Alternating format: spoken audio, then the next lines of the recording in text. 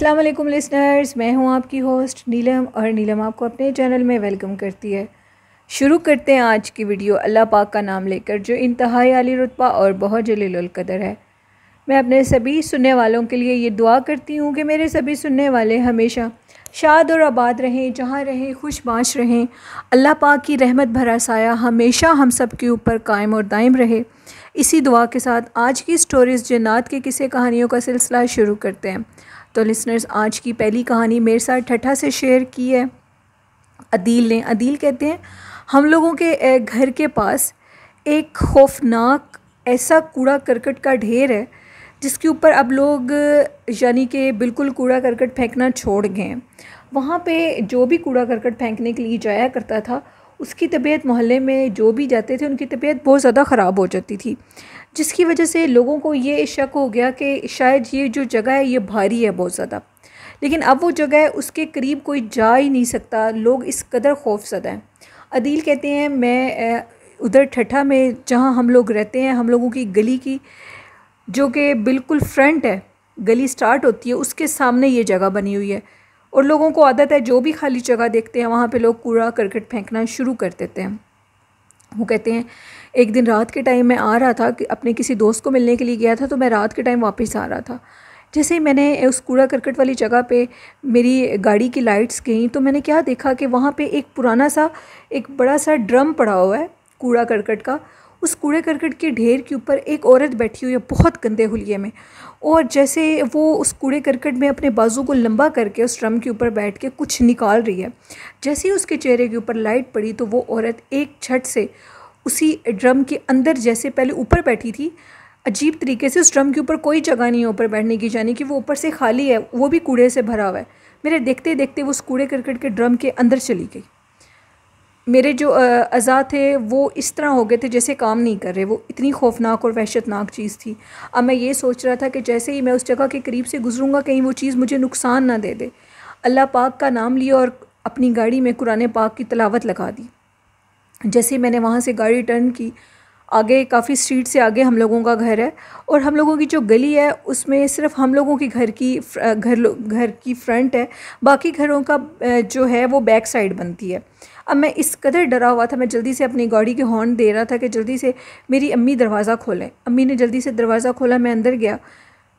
उस चीज़ को देख लेने से ही मुझे इतना शदीद बुखार हुआ, और बुखार इस किस्म का हुआ, दिल कहते हैं कि वो बुखार समझ में नहीं आ रहा था कि क्या है। ना तो मेरा कुछ खाने को दिल चाहता था, बस मुझे यूं था कि जैसे मेरा जिस्म आग की तरह तप रहा हो। मेरे अब्बू मुझे डॉक्टर के पास नेक्स्ट डे लेकर गए, तो डॉक्टर को कुछ समझ नहीं आ रही थी। मेरी कैफियत इस तरह की थी जैसे मुझे अभी कुछ हो जाएगा। डॉक्टर्स ने मुझे देखकर कहा कि इसको फूड पॉइजनिंग हो चुकी है, वो वाली फूड पॉइजनिंग जिसको अक्सर लोग गुम हैज़े का नाम देते हैं, यानी जिसमें इंसान की जो बीमारी होती है उसकी तशख़ीस नहीं होती और इंसान का अंदर बिल्कुल बंद हो जाता है। वो कहते हैं कि मेरे अब्बू ने कहा कि इसने तो इतने दिनों से 2 दिन से कुछ खाया नहीं है, तो ये किस तरह हो सकता है इस तरह। मतलब रात की मेरी तबीयत इतनी ख़राब थी, नेक्स्ट डे वो मुझे शाम के टाइम लेकर गए, मैं सारा दिन से भूखा था। सारे मुझे खिलाने की कोशिश कर रहे थे लेकिन मुझे कुछ भी खाने को दिल नहीं चाह रहा था। मेरे अंदर एक पानी का कतरा भी नहीं जा रहा था, इतना खौफ था। खौफ तो दूर हो गया, लेकिन उस चीज़ का जो असर मेरे वजूद के ऊपर पड़ा इतनी दूर से गाड़ी के अंदर बैठे हुए, वो मेरे अंदर से बुखार की सूरत से निकल ही नहीं रहा था। मेरे अब्बू जब मुझे वापसी पे घर ला रहे थे तो मैं ये कहता था कि मैं गाड़ी का दरवाज़ा खोल कर छलांग लगा दूंगा। मेरा दिल चाह रहा था कि मैं सुसाइड कर लूँ। मेरे जो सारे जिस्म के अज़ा थे उनके ऊपर कोई चीज़ हावी हुई हुई थी। फिर मेरे अब्बू ने एक जगह थी, वहाँ से वो कोई बेकरी टाइप जगह थी, वहाँ पे गाड़ी रोकी, मेरे लिए पानी लेकर आए। ज़बरदस्ती मुझे उन्होंने ठंडा पानी पिलाया। मैं पानी बिल्कुल नहीं पी रहा था। मैंने अपने अब्बू से कहा, उस दिन उस टाइम रात को मैंने अब्बू से कहा कि मैंने यानी कि पेप्सी मेरे लिए लेकर आए। मेरे अब्बू मेरे लिए पेप्सी की बोतल लेकर आए। मैंने जैसे ही वो काली बोतल देखी तो मैं पागलों की तरह उस बोतल के ऊपर लपक पड़ा, और एक बोतल पी, फिर दूसरी बोतल पी, फिर तीसरी दफ़ा भी बोतल पी। तो मेरे अब्बू समझ चुके थे कि ये अब उस मखलूक का बसेरा इसके जिस्म के ऊपर हो रहा है। अब्बू मुझे उसी टाइम डॉक्टर से मेडिसिन ले जाने के बाद मुझे एक अल्लाह वाले के पास लेकर गए। जब उस अल्लाह वाले ने मुझे देखा तो वो फ़ौरन पहचान गए। उन्होंने कहा, बड़ी गंदी मनहूस चीज़ का असर आपके बेटे के जिस्म के ऊपर हो गया, अभी असर हुआ है, अभी वो चीज़ इसके जिस्म के अंदर नहीं आई। आप ये शुक्र अदा करें कि इसने कुरान पाक की तिलावत लगा ली थी और कुरान पाक की तिलावत की वजह से वो चीज़ इससे दूर भाग गई है। उन्होंने मेरा प्रॉपर इलाज शुरू कर दिया। उस टाइम उन्होंने मेरे मुंह के ऊपर ज़ोर ज़ोर से पानी के जब छींटे मारे तो मुझे यूँ लग रहा था कि जैसे मेरे जिस्म के अंदर से कोई धुआं नुमा चीज़ बाहर निकल रही हो। जो जिस्म आग की तरह तप रहा था उसमें कमी आई। उन्होंने फिर मेरे अब्बू को एक तवीज़ दिया और एक पानी की बोतल दम करके दी और कहा कि जिस टाइम भी इसकी हालत ख़राब होने लगे तो इसके वजूद के ऊपर ज़ोर ज़ोर से पानी के छींटे मारना, और उसके बाद जब इसको बुखार होने लगे तो फिर भी पानी के ज़ोर ज़ोर से छींटे इसके ऊपर मारना, तो इसकी तबीयत ठीक हो जाएगी। 3 दिन मेरी तबीयत ख़राब रही, लेकिन जिस टाइम मेरे पे बुखार का गलबा आता था तो मेरे अब्बू मेरे ऊपर पानी के छींटे मारने लग जाते थे। वो कूड़ा करकट वाली जगह इस कदर मनहूस और गंदी है, उस कूड़े करकट को उठाने के लिए भी अब कोई नहीं आता। अब वहाँ पे कूड़ा नहीं फेंका जाता, लेकिन वो जो जगह इतनी गंदी और मनहूस हो चुकी है उस जगह को अब कोई साफ़ भी नहीं करता। मेरे अब्बू ने फिर एक दिन सोचा कि क्यों ना हम लोग इस जगह को साफ़ करवा दें, ये जगह साफ़ हो जाए, क्योंकि इधर जिस तरह बहुत ज़्यादा अब कूड़ा करकट आ गया है और लोग भी जो हैं वो इस चीज़ से डर रहे हैं।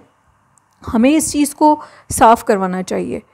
तो मेरे अब्बू ने फिर इस चीज़ को जब साफ़ करवाने का इरादा किया, जहाँ जो लोग आकर इस जगह को साफ़ करते थे वो ये कहते थे जैसे ही हम लोग वहाँ से कूड़ा उठाते थे, गंदी स्मेल तो थी लेकिन ऐसे लगता था कि जैसे हमारे कंधों के ऊपर बाकायदा कुछ चीज़ बैठ की है। वो इतनी गंदी चीज़ थी, वो कूड़े के ऊपर रहती थी और कूड़े को ही पसंद करती थी।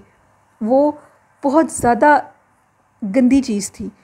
वो जिन लोगों ने कूड़ा उठाया उनमें से एक शख्स ने ये बताया कि जब उनको जगह बहुत ज़्यादा गंदी थी और बहुत ज़्यादा कूड़ा करकट था उधर, तो उसने कहा कि शाम का टाइम था जब हम लोग आखिरी दफ़ा वहाँ से कूड़ा उठाने के लिए आए हैं, तो वो जो गंदा ड्रम था जिसके बीच में सारा कूड़ा भरा हुआ था, उस ड्रम के करीब जब हम लोग गए हैं उस ड्रम को उठाने के लिए, तो हमें ऐसे लगा कि जैसे हमें किसी ने धक्का दिया और हम लोग पीछे गिरे हैं। उस टाइम ये हम दोनों वो जो 2 लोग थे उनकी ये हालत थी कि वो लोग कहते थे कि हम लोगों को ऐसे लगता था हमारी जैसे सारी जान निकल गई है, जैसे किसी चीज़ ने हमें फेंका था नीचे। हम लोगों ने फिर भी अल्लाह पाक का नाम अपने दिल में लिया और उस कूड़े करकट वाली चीज़ को वहाँ से उठाया और उठाकर उस जो कि वो जिसमें वो कूड़ा लोड करके लेके जा रहे थे उसके अंदर बड़ी मुश्किल से डाला। हमें उस ड्रम को उठाते उठाते भी कोई गायबी ताकत रोक रही थी, कोई अनदेखा वजूद हमें रोकने की कोशिश कर रहा था, लेकिन फिर भी हम लोगों ने उस जगह को साफ़ कर दिया। तो अदील कहते हैं आज वो जगह है बिल्कुल साफ़, उधर अब कोई भी चीज़ नज़र नहीं आते। मोहल्ले वाले भी अक्सर कहते थे कि वहाँ पे किसी गंदी गलीज़ औरत को देखा जाता है जो कितनी गंदे हुलिये में है, उसका हुलिया इस कदर नापाक और गंदा होता है और वो कूड़ा खा रही होती है। यहीं से अंदाज़ा लगा लें, अदील कहते हैं कि वो कितनी गंदी और मनहूस चीज़ थी जो कि कूड़ा खाती थी, लेकिन अब वो किसी को भी नज़र नहीं आती। इसका मतलब है कि जैसे ही वो कूड़े का गंदगी का ढेर वहाँ से खाली हुआ है तो वो जगह बिल्कुल क्लियर हो गई है। वो जो भी चीज़ थी वो उस कूड़े के ऊपर थी। तो अदील कहते हैं मैं आप सब लोगों को, जहाँ तक मेरी ये कहानी जा रही है, जो लोग इसको सुन रहे हैं वो जिस शहर से जिस मुल्क से भी ताल्लुक़ रखते हैं, उनको ये मैसेज देना चाहता हूँ कि बिल्कुल भी अपनी गलियों के कॉर्नर्स पे और किसी भी जगह को मुख्तस मत करें कूड़ा करकट के लिए। प्रॉपर अगर कहीं पे कूड़ा करकट फेंक रहे हैं तो डेली बेस में मोहल्ले वाले उस चीज़ को साफ़ करवाएं, उस चीज़ को उस जगह को कूड़े का अमाज का मत बनाएं, क्योंकि ऐसी बड़ी शैतान और गंदी चीज़ें जो कि इंसान के ऊपर हावी हो जाती हैं। ये कहानी थी अदील की जिन्होंने ठठा से शेयर की। बहुत शुक्रिया अदील अपनी स्टोरी शेयर करने के लिए। तो लिसनर्स बढ़ते हैं आज की दूसरी खौफनाक कहानी की तरफ। ये कहानी मेरे साथ आज शेयर की है इंग्लैंड से राव साजिद ने। राव साजिद कहते हैं कि मैं इंग्लैंड में रहता हूँ और मेरी ज़िंदगी की एक बड़ी दर्द भरी कहानी है जो मैं आपको सुनाना चाहता हूँ। 2010 में मैं इंग्लैंड अपनी मिसेस के साथ गया और हम लोगों की शादी को चंद ही माह हुए थे और हम लोगों के जो वीज़े थे वो ऑलरेडी लग चुके थे। उसके बाद मैं 2010 के एंड में दिसंबर के लास्ट डेज थे जिनमें मैं और मेरी मिसेस इंग्लैंड में चले गए। वहाँ हम लोगों के साथ बहुत से मुश्किल वक्त आए, हमने बहुत सी मेहनत मुशक्क़त की। बहुत मेहनत मुशक्क़त करने के बाद हम लोग स्टेबल हुए और वहाँ रहने के काबिल हुए। तो हम लोगों ने ये सोचा कि अब हम लोग अपनी फैमिली को आगे बढ़ाते हैं।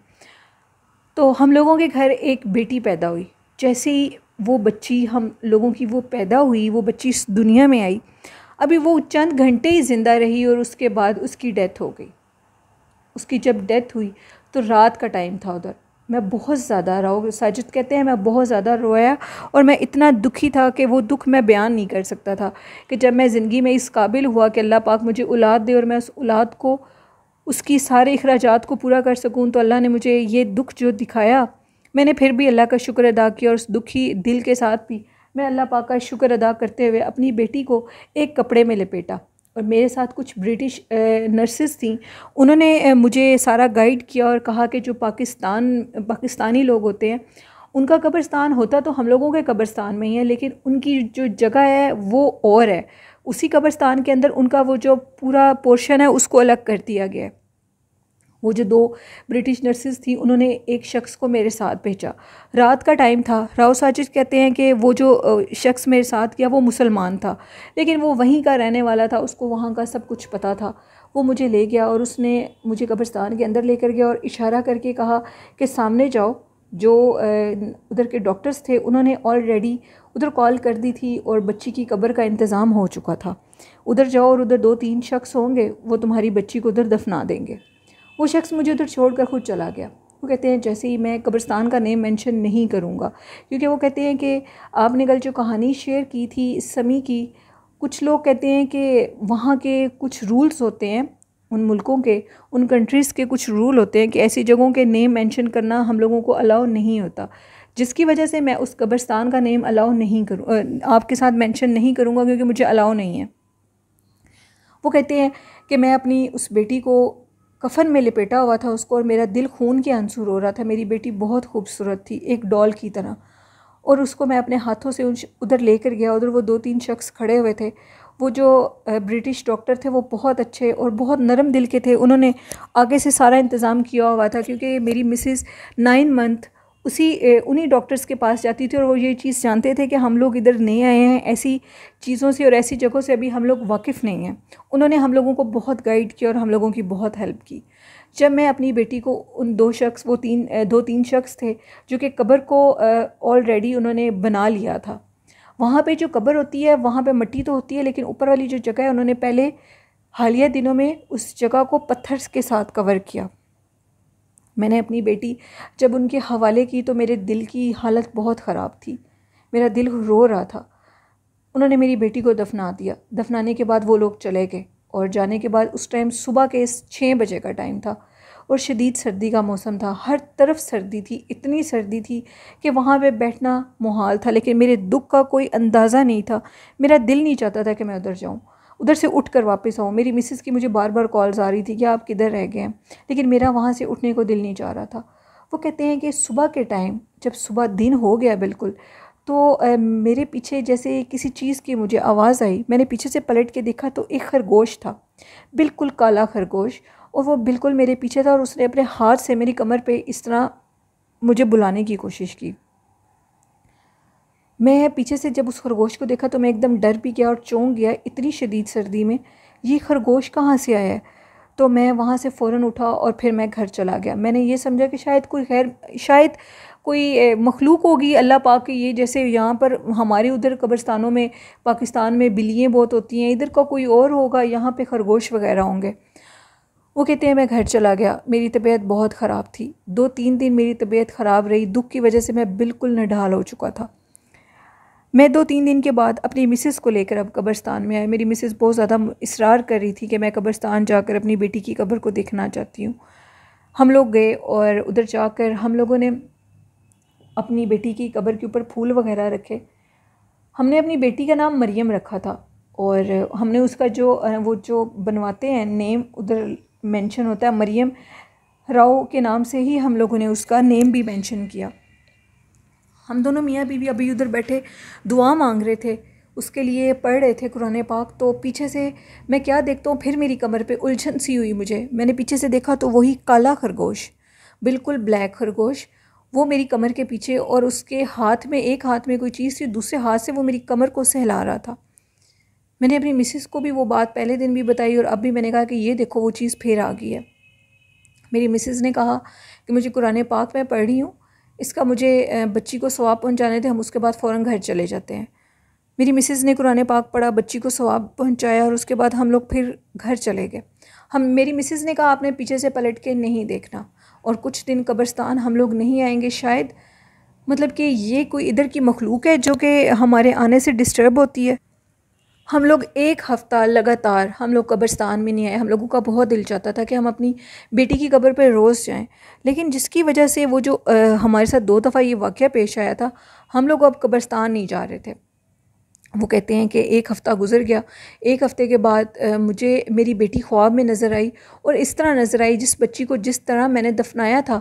मेरी बेटी की एज उससे बड़ी है लेकिन शक्ल वैसी है, उसके गोल्डन बाल हैं और वो एक गाड़ी में है और मुझे बुला रही है। मैं बहुत ज़्यादा उदास हुआ, और मैं उदासी की वजह से मैंने ना टाइम देखा, और मैं शाम के टाइम कब्रिस्तान वाली साइड पे चला गया। मैं कब्रिस्तान के अंदर जैसे ही गया तो मैंने बैठकर पढ़ना शुरू किया। तो अब की बार मैं क्या देखता हूँ कि मेरे पीछे मुझे आवाज़ आई किसी चीज़ की, तो मैंने पीछे से पलट के जब देखा तो एक औरत काले लिबास में थी, स्याह काले लिबास में, और उसका जो चेहरे का कलर था वो बहुत सादा काला था। मैंने जैसे ही उस औरत को पीछे से देखा तो मैं उस अपनी बेटी की कब्र के ऊपर गिर पड़ा। वो इतना खौफनाक मंज़र था। और उस दिन मैं आपको ये बताऊं कि उधर बहुत ज़्यादा स्नोफॉल हो रही थी।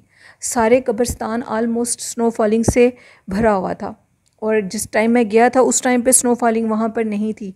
लेकिन वो जो काले लिबास में औरत थी वो बज़ाहिर नज़र आ रही थी। उसका चेहरा इस कदर काला था, सारी तरफ बर्फ़ होने की वजह से उसका चेहरा बहुत खौफनाक लग रहा था। जैसे मैं अपनी बेटी की कब्र के ऊपर गिरा तो मैं अल्लाह अकबर के नारे लगाता हुआ वहाँ से भागने लगा, और भागते भागते वो औरत मेरे पीछे भाग रही थी। मेरे पीछे भागते भागते अब मुझे कुछ होश नहीं थी कि मैं कैसे इतने बड़े कब्रिस्तान को क्रॉस करके जाऊंगा। मैं अपनी गाड़ी तक पता नहीं किन हालों से पहुंचा। मैंने पीछे से पलट कर सिर्फ एक दफ़ा देखा जब वो औरत मेरे पीछे भाग रही थी, और वो कब्रों को इस तरह फैलांग रही थी कि जैसे वो कब्रें उसके आगे कुछ अहमियत ही ना रखती हों। वो उनके ऊपर से ऐसे था कि जैसे उसके कदम हवा में उड़े हों। मैं अपनी गाड़ी में जाकर बैठा, मैंने गाड़ी को स्टार्ट किया, मैं अपने घर गया, और मैंने जाकर अपनी मिसेस को ये सारी बात बताई कि ये क्या वाक़या हम लोगों के साथ हो रहा है। हमारी बेटी है, हमने उसको उधर दफनाया हुआ है, अब हम किस तरह उसकी कब्र पे जाना छोड़ सकते हैं। हमने वहाँ के जो डॉक्टर्स थे उनके साथ तो इस चीज़ का हम जिक्र नहीं कर सकते थे क्योंकि वो ब्रिटिश लोग थे, वो इस चीज़ को नहीं मानते होंगे। मैंने उस शख्स से रब्ता किया जो शख्स मुझे इस कब्रिस्तान में यहाँ तक लेकर आया। मैंने उस शख्स को बताया कि इस तरह हम लोगों के साथ 3 दफ़ा हो चुका है, और तीसरी दफ़ा के हमले में वो औरत थी, वो खरगोश जो काला स्याह खरगोश था, सही उसी रूप में एक औरत आई जो कि इंतहाई लंबे कद की थी और काली स्याह थी। वो कहते हैं कि मैं इस मुतालिक कुछ नहीं जानता, तो वहाँ के जो इंतज़ामिया हैं कब्रिस्तान के उनसे रब्ता करो। अब मेरे में इतनी हिम्मत नहीं हो रही थी कि मैं दोबारा उस कब्रिस्तान के इंतज़ामिया से रब्ता कर सकूँ। मैं डरा हुआ था। मेरी मिसेज़ ने कहा आपको डरने की ज़रूरत नहीं है, मैं आपके साथ चलूँगी। हम मियाँ बीवी इकट्ठे उधर गए, और बहुत ज़्यादा शदीद स्नो फॉलिंग हो रही थी। हम लोगों ने उनको बड़ी मुश्किल से ढूंढा। हम कब्रिस्तान के उस हिस्से तक नहीं गए थे कि जहाँ पर हमारी बेटी की कब्र थी। मैंने कब्रिस्तान में स्टार्ट में उनको ढूंढना शुरू किया, तो थोड़ा आगे जाने पर मुझे दूर से एक रूम नज़र आया, यानी एक रूम बना हुआ था कब्रिस्तान में, ठीक इसी तरह जैसे पाकिस्तान में बना होता है। जैसे पाकिस्तान में गौहरकुन रहते हैं, वैसे उधर भी वहाँ के जो हैं लोग हिफाजत के, वो भी वहाँ पर रहते हैं। वो जैसे ही हम लोग उस रूम के अंदर, हमने दरवाज़ा नॉक किया, हम लोग अंदर गए, तो उनमें एक ब्रिटिश लड़का था और एक मुसलमान लड़का था। वो दोनों उधर बैठे हुए थे। वो जो मुसलमान लड़का था, हमने उसको ये सारी बात बताई, और वो कब्रिस्तान की वो जगह, वही जगह जहाँ पर हमने बच्ची को दफनाया था, वो लोग बखूबी जानते थे। तो उन्होंने ये बताया कि बहुत से लोग उस जगह पर ऐसी चीज़ों के होने की गवाही देते हैं, और वो कहते हैं कि एक औरत और एक खरगोश नुमा मखलूक हमें आकर बहुत ज़्यादा तंग करती है, जिसकी वजह से लोग कब्रिस्तान में आना, उस हिस्से में आना छोड़ गए हैं। क्योंकि वो जो जगह है वो काफ़ी हाइट पर है, पहाड़ी के ऊपर वो कब्रिस्तान है, और जो कुछ कब्रें नीचे हैं और कुछ कब्रें वो कहते हैं ऊपर हैं। वो जो ऊपर वाली कब्रें हैं वो पहाड़ी के ऊपर बनती हैं, जगह काफ़ी हाइट पर चली जाती है, जिसकी वजह से वहाँ पे ऐसी मखलूक़ात का बसेरा है। बहुत से लोग हैं जो कि वहाँ पर आना छोड़ गए हैं। उनके प्यारों को उधर दफन किया गया, लेकिन वो वहाँ पर आना छोड़ गए हैं क्योंकि वो औरत वहाँ पर बहुत ज़्यादा लोगों को तंग करती है। अब वहाँ के अक़ीदे के मुताबिक वहाँ पर किसी आमिल को तो ले जाया नहीं जा सकता। राव साजिद कहते हैं कि 3 साल मैं उधर रहा, 3 साल मैं इंग्लैंड में रहा, और 3 साल के बाद हम लोग वहाँ से दुबई में शिफ्ट हो गए।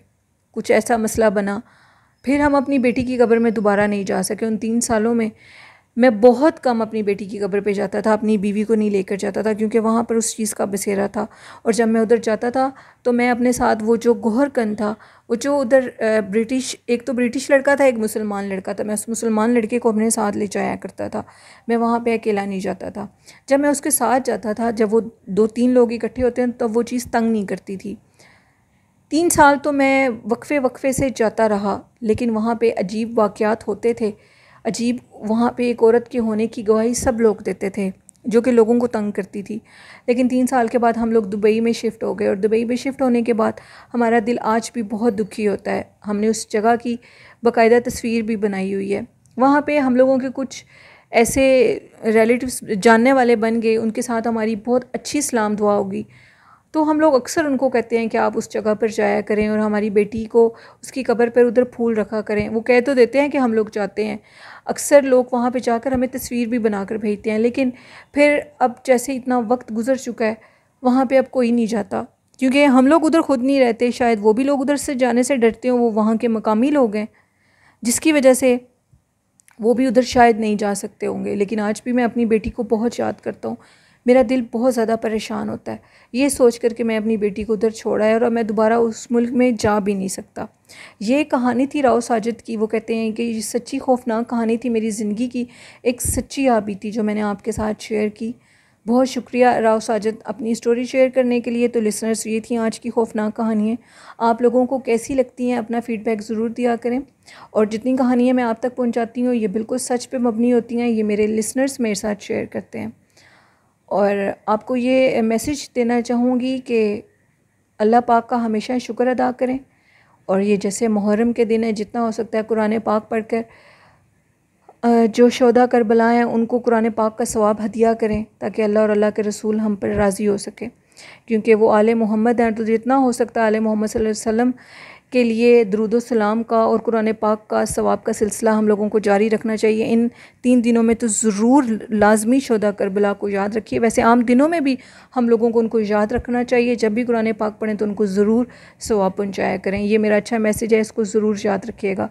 और वालिदैन की इज़्ज़त और मोहब्बत करें उनसे, उनकी बहुत ज़्यादा एहतराम से उनके साथ पेश आएँ। ये मेरा मैसेज था, इस पे ज़रूर अमल करिएगा। और जिन्होंने अपनी खौफनाक कहानी अभी तक मेरे साथ शेयर नहीं की, तो डिस्क्रिप्शन बॉक्स में मेरे ईमेल आईडी और मेरे फेसबुक आईडी पे आप लोग स्टोरीज़ शेयर कर सकते हैं, और कमेंट बॉक्स में भी अपनी स्टोरीज़ को शेयर कर सकते हैं। इसी के साथ अपनी होस्ट नीलम वीर को इजाज़त दीजिए। मुझे और मेरे वालिदैन को अपनी दुआओं में ढेर सारा याद रखिएगा। आपका और आपके तमाम घर वालों का और आपके वालिदैन का। अल्लाह हामी व नासिर हो।